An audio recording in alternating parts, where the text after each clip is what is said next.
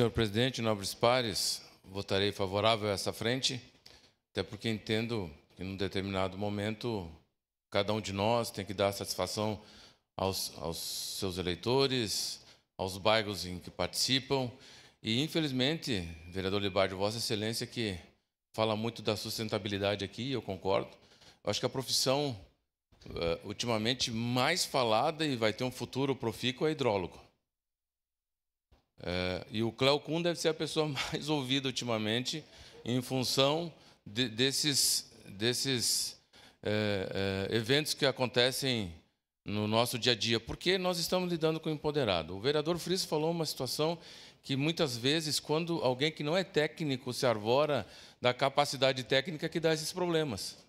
E aí dão as informações que tocam terror, e é verdade, e a preocupação, falei para a vereadora Daiane, é fato.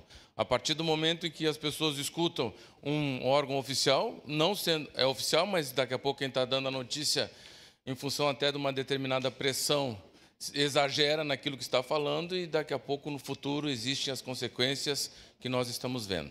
Mas, enfim, votarei favorável. Entendo que é uma discussão eminentemente técnica, eu não tenho a menor condição de discutir. E é verdade, quando nós passamos, por exemplo, ali pela Represa Maestra, ali em cima, dá um pavorzinho.